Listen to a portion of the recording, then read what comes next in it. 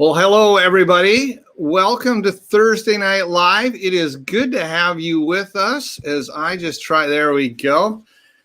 Great to have you here. Tonight, I'm looking forward to a conversation with Phil Svehla. Just before I invite him on, though, I just want to remind you that you can always find our past episodes of the Thursday Night Lives on Sanders Baptist Church Facebook feed, their YouTube channel, or also my YouTube channel. There's some great stories and little insights and thoughts that might help you out as you journey along in this life. And so I just encourage you with that. Well, let's get Phil on here. Phil, welcome. Hello. It's a pleasure to be here. It's great to have you. And one thing I meant to ask you before we got started is Phil Svehla. What is Svehla? Svehla? Is that right? You got it. Well done. And where does Svehlas come from? From the great Czech Republic, the land of hockey and some tennis and history. Prague. Okay. Prague, all right. Yes. Hockey, that makes sense. So who's the tennis player that comes out of your neck of the woods? So it kind of goes back in time. So for those who are like my age and older, Ivan Lendl, Martina Navratilova are some of the kind of well-known names. I've been less involved in watching the tennis scene now, so I don't know. There are probably some Czech, but I don't know who's hot and coming there now. Yeah. Oh, that's great. So when you tell me you're a tennis player, I should actually maybe be a little more afraid if I'm thinking of challenging you. I'm rusty, so no worries. As a younger man to an old man. Phil, it's great to have you on here. Maybe just give us a little bit more about who Phil Svehla is. You live out, I think, on the peninsula. What kind of work you're in? I know you've got a family. Yeah, maybe just give us a little taste of who you are. Absolutely. So moved over to the peninsula 5 years ago, almost to the day actually coming up from the Lower Mainland. My wife Anna and I attend the Centennial Park campus. We have 4 children ranging in age from 12, just turned 12, all the way down to 3. And so that fills a lot of our day. My day job is software development manager. So lead a couple of teams for a software company that's located in Montreal, actually. A kind of a fast growing, kind of a startup-y kind of company called EliaCare. Nice. Yeah. Now, do you have to speak any French? They have been gracious. And I kind of joke about it. So I'll throw out a few French words here and there, and they just kind of laugh at me. But no, it's absolutely no, which is good. Are you feeling like you have to be cheering for the Canadians right now? Oh, there have been a few references dropped. That's been more in some of the general channels. I have been able to stay clear of that. So phew, but that may be something that I need to think about coming ahead. They're doing well, so you might just want to enjoy that with your fellow employees. Phil, you talk about having 4 kids, man. Carla and I had 4 kids. Your hands are definitely full. But you were telling me last night that before you had kids, you and Anna entered into a pretty unique and special, season and expression of generosity. You told me that you might have changed between 10 and 15,000 diapers. Could you expand on that just a little bit? So when I get to do trivia and icebreakers with new team members, I love to kind of share that one thing that's unique about me is probably the number of diapers that I've changed. And Anna and I are foster parents. We've been fostering for 14 years now, I think. And so a lot of that has been with younger children, kind of 3 and under. So hence diapers. Oh, man. Yeah. Wow. You mentioned the other day when we were talking that one of the joys of fostering is that you've been able to continue on with some of the relationships, and we're able to celebrate with one of them recently. Yeah. One of our foster children had his 13th birthday just on Tuesday.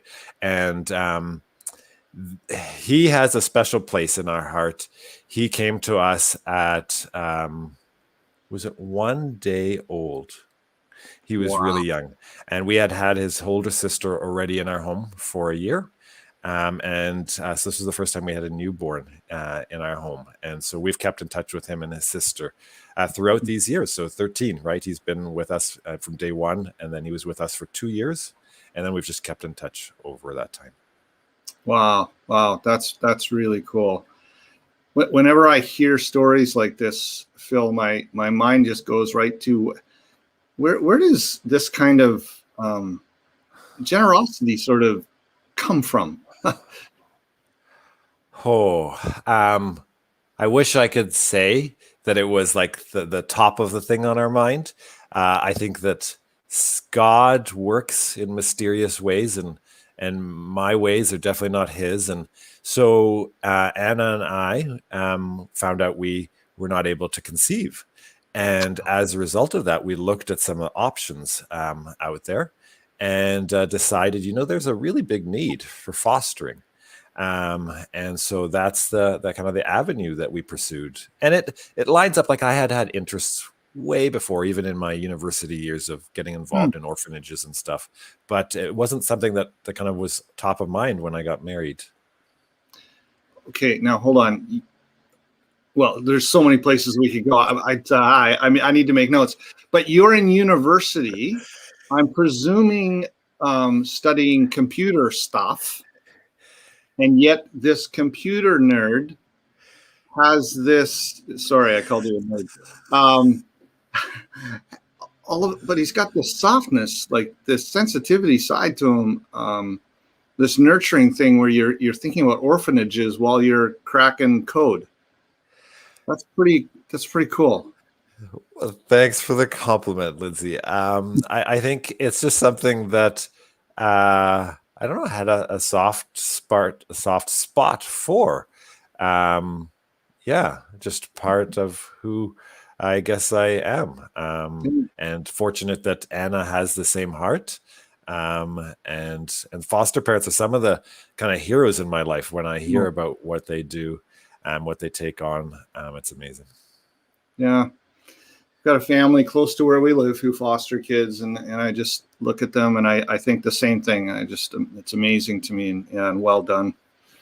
So out of some personal pain and some maybe sense of hopelessness, God used you to bring a safe place, a home for some kids. That's pretty amazing. Totally. Yeah. And it's opened my eyes to what is life like through other people's lens. I would look at the police. I've grown up with a sense that the police are here to protect me, and I've seen through the children that we care for that they see police and they think they're here to possibly take me away from my parents, or to kind of see things just from a totally different perspective. And that's, just made me realize how different our worlds can be. Yeah. Okay, so you talk about business. You are not French speaking, but you're going to make sure that you get on the Montreal Canadiens bandwagon. That would be a good business choice, I would say, right now. Leading a couple of teams, I'm thinking Phil Svehla wasn't always a team lead. What have you learned as you went from being led to now you're leader, and what are some things around that you've learned? That's a really good question. That I don't know everything. Maybe age has helped with that, but also leading and different people, different situations, different perspectives.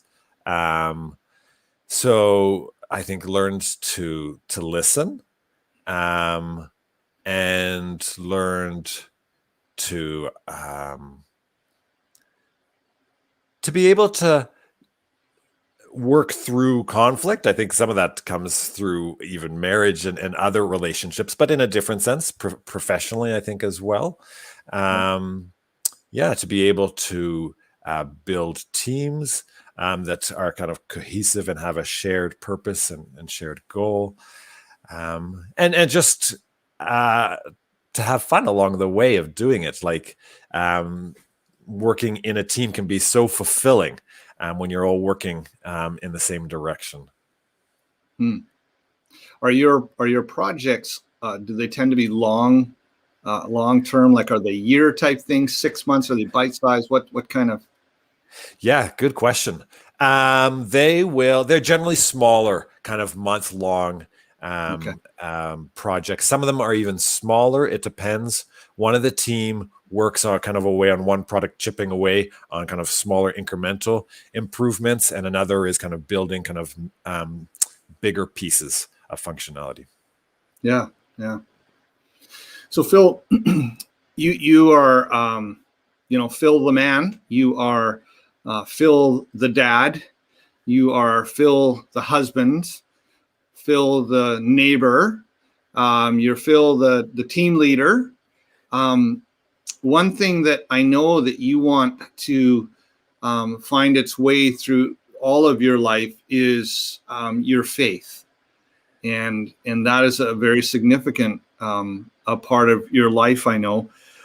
What does that kind of look like day to day? How does that play out for you? Well, I think that it grounds me. I think that my worldview is based out of my beliefs, out of Scripture. And one of those key things I think there is that humankind is made in the image of God. And everyone I come across with, my teammates, my neighbors, are all image bearers of God, and how I interact with them should reflect that. I think that's a big one. And then I think the values that I have, kind of based out of kind of what we see in the New Testament in terms of loving God with all our heart, strength, loving our kind of fellow person as well.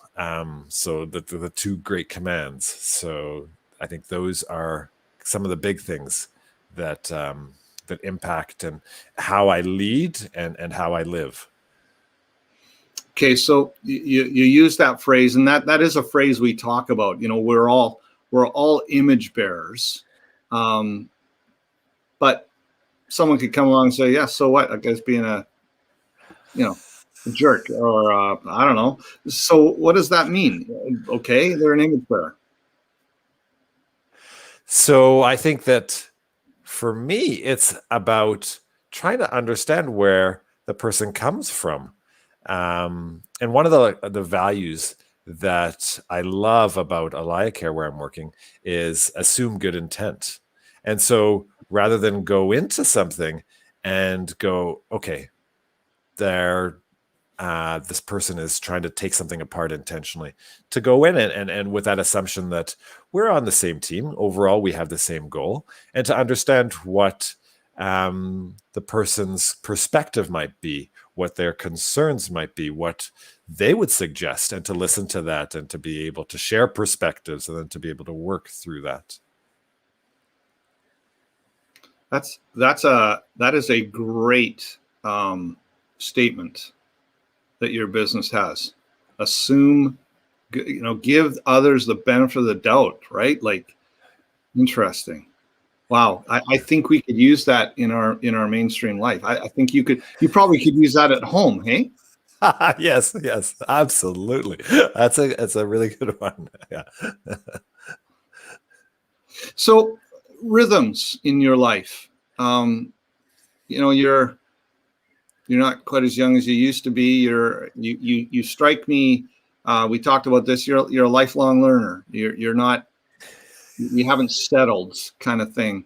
What is that lifelong learner? What are some of the rhythms and practices that have helped develop Phil? and you're looking to as you continue to move forward? Oh, well, I think that one of those that has, I think, had a big impact on me is self-reflection. To be able to come outside of myself and kind of look at what is going on around me, look at what is going on inside of me, and to understand the link between what's inside of me and my behaviors. To be able to observe kind of the other situations around me, and rather than me come at them in my relationships with Anna or my children and kind of bring my own biases into them, to be able to step outside of that and to be able to try to look at that more objectively, and just to process my own challenges in my life. So self-reflection. So I've done some journaling, and I continue to do journaling. I wish I did it more, but I'll write thoughts down. Oftentimes when it's kind of when things are challenging, then I'll kind of write things down, and then they're praise items, and I'll write those down as well. So that's been really helpful for me. And I think also, like, starting the day with prayer is something that I found that has really helped me too. And so I'm trying to do that more consistently. But I find that that's a great piece, as well as just even going out for a run. So, like, we live in such an amazing place here on the island, and with the daylight starting early, just to enjoy that. And I have got a park close by where we live, so just run in the park. So those are some of the things I think that I've been learning, and part of my rhythm. Yeah, we are living in a unique season. I think we're on our way out of COVID. At least I think we're starting to be able to see it from here. But if I understand correctly from men and women much smarter than I, there's going to be a bit of a hangover for a while. There's going to be some lingering challenges. We've certainly seen, and I was just reading in the newspaper again tonight, just some of the things around mental health and some of the struggles people are having. And I know that's something that matters to you in wanting to help others. So when you talk about self-reflection, Phil, I can hear somebody possibly starting to self-reflect and it turning into like this own sort of self almost hate session. They just look at their life and they start kind of beating themselves up and almost crushing themselves because of missed expectations or reflecting on things that maybe from their past and things. I'm not sure that's what you're saying. What's involved in a healthy bit of self-reflection? That's a good question. I think it's as an initial point, to start kind of, for me personally, writing those thoughts. When they're in my head, it's all mixed up together. So to write them down helps me to be able to separate some of those thoughts, and then to be able to see just what kind of patterns come out of that. And so, for example, if there's a negativity that's coming out of that, or there's bitterness that has happened in my life coming out of that, to be able to understand, what is that? Is there an injustice, or is there something that I'm bringing from my past into this, some expectation gap, and to go into it with curiosity. Interesting. Just noticed my battery just about ran out. I didn't plug it in. Look at that. We're still going. Oh, Phil. What's that? I can't hear you. Sorry. Yeah. So we grab a journal, a piece of paper, whatever. It doesn't have to be a journal. It can just be a piece of paper, and we just start writing down some of the things that are taking place internally. Is this what you're saying? Yeah. Okay. And starting to question a little bit about where they're coming from. You talked about expectations. Are there injustices that are kind of getting us? Wonderful. We've discovered some of these things. We've written them down, and there truly is a release in just some of that. But then what do we kind of do with it? That's a really good question. What do you do with it? What do I do with it? Well, I think, so going back to the idea of patterns is kind of recognizing, okay, is this something that's a one-off, or is this something that's recurring? And so all of us in the range of our emotions will experience highs and lows.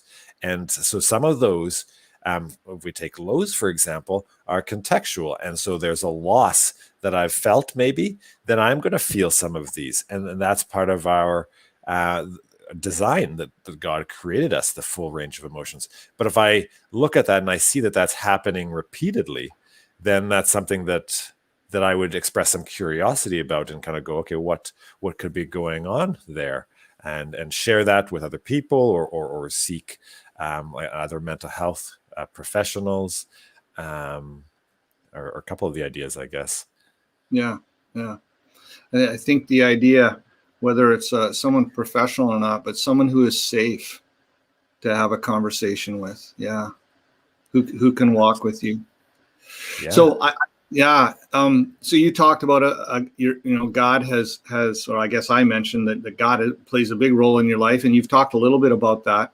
I'm thinking when you're in that self-reflection stage, that you're bringing God into that. And how are you doing that? Like, we might say, well, I'm praying about it. What does that mean? Let's break that really, really practical. What would that mean? Oh, that's a good one. I think I need to think a little bit more about that one. I've been, I'd have to get back to you on that one, Lindsay. Okay. Fair. No, that's totally fair. The reason I was asking is I thought you were saying some really great things just around, like you used the word, if something is happening on a regular basis, I might get curious around that. And Phil, I think you are, you strike me as someone who has worked, probably pretty hard on your own sort of mental stability and things. And although your life has not always been easy, you have found some good rhythms, some good practices. You found some incredible strength from God. And so to lean into that with curiosity, I can see that almost being a natural thing for you now, maybe just in the way you're talking. And I'm wondering for those who maybe aren't quite where you're at now, how do we get to that curiosity in a safe and significant way? Ooh. Yeah. What are some of the values that we can bring from God that would give us some safety around that? Is something that as I was listening to you, I thought, I wonder what we can find there. Yeah, I think that we have that benefit of being known completely by our Creator, by God. And in being known, that means all the amazing stuff, but also the not so amazing, the stuff that would separate us from Him, or other people dislike. And so we have that sense that in spite of all that, God loved us so much that He sent Jesus for us. And so that there's a sense that He has accepted us in spite of all that. And so that our worth, if it's in humankind, that will have a very different impact on us than if our worth is founded in God. And I think that that's one lesson that I'm still learning, right? Like, it's one thing to say it, but it's a little bit harder to kind of to live it. To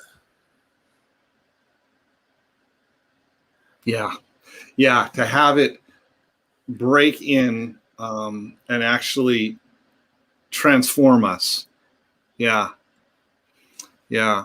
I think for me, sometimes I literally have to remind myself of some of the stories of Jesus with some of the people who, they had some pasts and some presents that maybe weren't all that pretty. And when I see some of that, and I recognize and I see the heart of Jesus towards them, I begin to realize, oh, wait a minute, maybe he's got the same heart for me, and you know, he does. He just really does. You know, the story, one of the stories we talk so much about, the woman at the well who was on to her fifth, significant relationship, fifth marriage, really, and yet he just leaned in. He just loved her. I think of Peter, the denying him. Yeah. So for me, that's one of the rhythms and practices I'll try to do, is just be reminded of some of those stories as well. Can be really helpful. So journaling, praying has been good for you. Can I just ask you specifically, when you talk about your journaling, I know you said it often happens more in crunch time when you're struggling. Hey, doesn't it for all of us, right? Like that tends to be a lot for all of us. So not that I'm asking you to read your journal at all, but some people go, what would I even write? I don't even know what that would mean. And what does that do for me? I think that it releases what's inside, because I think that we hold on to things, and I think that the act of putting it onto paper is kind of a metaphor or a symbol of it kind of leaving us to some extent. And there's the sense of externalizing. And so that is actually what it's doing. Instead of sharing with a person, you're externalizing it. And so it makes it easier to be able to then also look at it after, if you want to be able to reflect on it. But sorry, I don't know if I quite answered your question there. I feel like I didn't.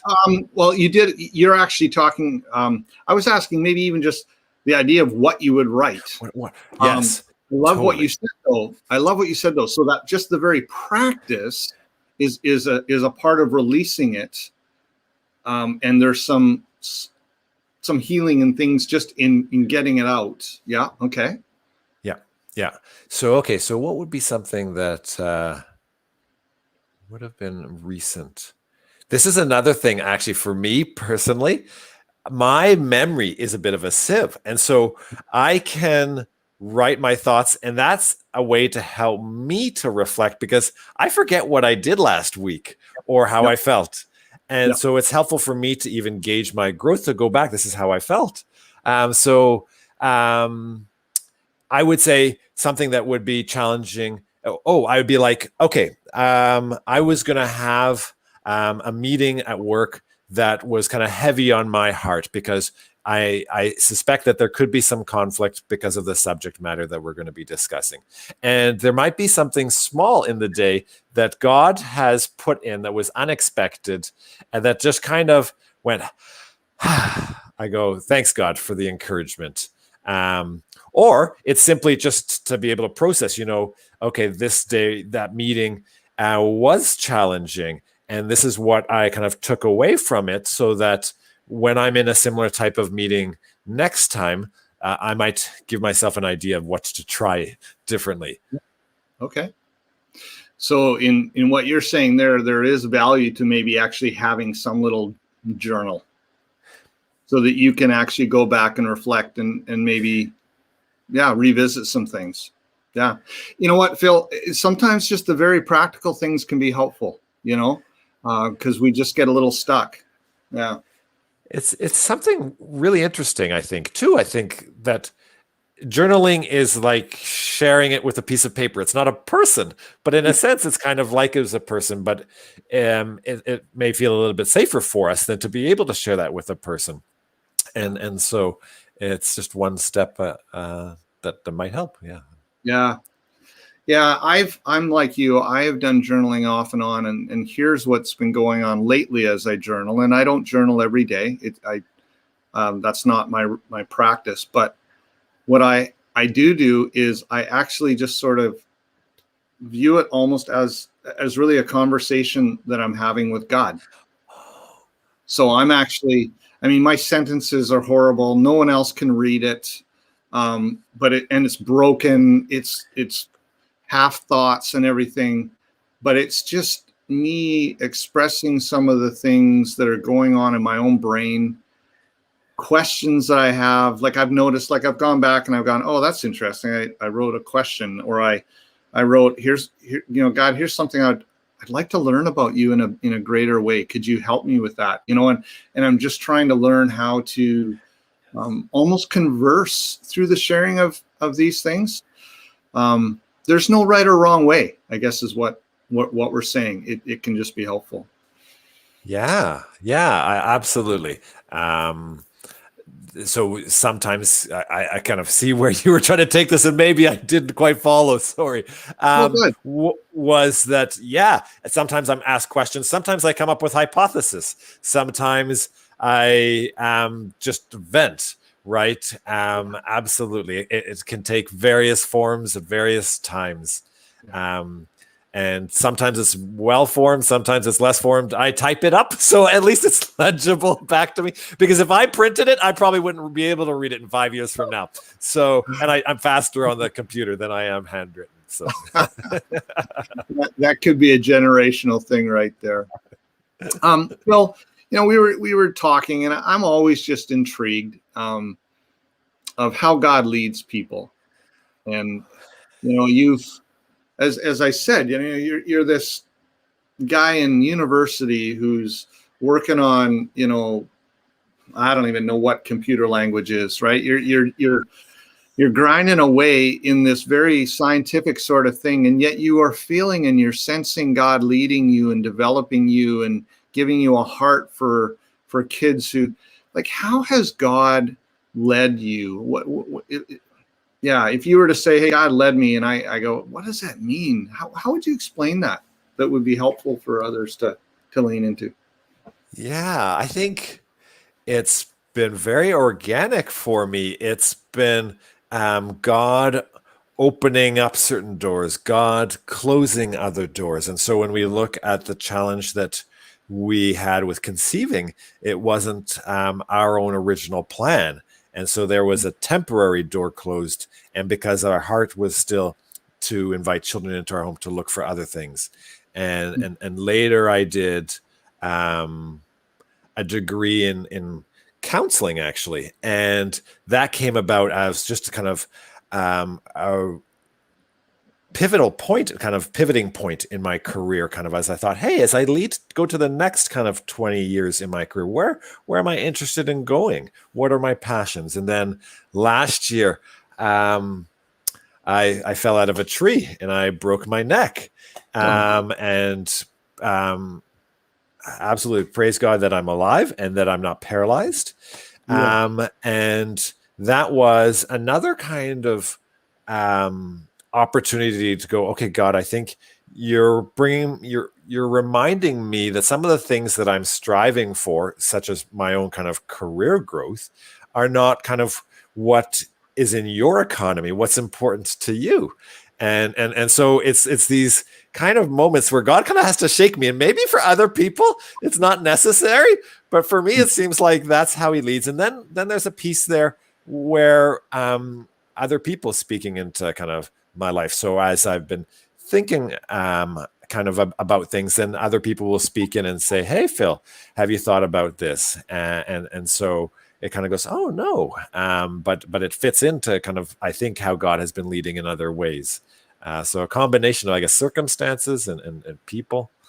Yeah. So with those people, are you saying you're inviting them into that space and giving them, if you like, some agency, some authority into this for a little bit? Yeah, absolutely. So sharing kind of what's been happening and some of the things that I'm learning and kind of open to their perspectives, so that I don't have my own kind of personal biases leading me down one way and missing maybe what God may be trying to tell me, since I'm already rely so heavily on broken necks and various other things to guide me. Interesting. Yeah.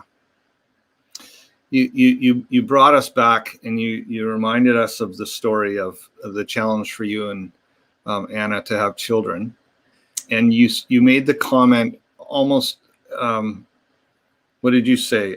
You said a temporary setback, and I'm thinking a temporary setback. You are both such nurturing people, and it seemed like your heart was just so much for kids. Like that must have been a challenge. Yeah, how did you sort of go through that, and then find this other avenue with kids? Or So for me, I think I was in that non-reflective part of my life. So it impacted me less. And I think Anna really carried that a whole lot more. And I think I wish I could have been there more for her in that space. And so we kind of more independently journeyed through that. And me kind of like, okay, so yeah, this is a big loss, but okay, we can look at other things. And I think there was a grieving process for Anna. And then I say temporary because we're not where we were back in time. We now have our own children that we've conceived. And so God in his graciousness and through some of the wonders of modern medicine has also helped us to have that, but we did not expect that. We had given up hope. Wow. Yeah. Oh, Phil, so much to talk about. Yeah. Any last things? We're kind of running out of time here. Any other things that you were thinking? I'd just love to share a little bit. I mean, you talk about almost losing, your paralysis and things. What were those moments like with God? Were there any, clenching of fists? Was there just was it just all thanks you, God? How did you process that? Yeah, well, like, why me? Like, I feel like there's some responsibility there that I need to take accountability that God has given me the second chance. And so to really lean into that. Absolutely. So really, it was a lot of thankfulness because it could have been so much worse. Yeah. Wow. Otherwise, just in terms of parting words, I would just be encouraging people, hang in there with I know COVID has been hard for all of us. And it seems like it's just dragging on and on. And I think we're nearing, doesn't mean it's right around the corner, but moving to being able to open up and look forward to seeing everyone again in person. Yeah. We're getting there, Phil. We really are. There's no doubt about it. Well, Phil, thanks for coming on tonight and opening up your life a little bit and sharing some of your ups and downs. Remember, go Habs. I can't believe I'm saying that. Man, if Steve is seeing this, he's just blown away. But lean into those Habs and just thanks for the words, the thoughtful words to know that God has us. God loves us, and we're safe in his arms. That's kind of what I was getting from you. We might have some mess ups, some screw ups. We're going to have issues, but doesn't scare God away, and he's got us. So thanks for sharing. Everybody, thanks for joining us tonight. I just encourage you again, if you're interested in just checking out some of the other episodes on Sandwich Baptist Facebook or YouTube channel, or you can check out my YouTube channel, and the other episodes are there. God bless. Enjoy this beautiful weather we're having. Thanks again, Phil. Thank you.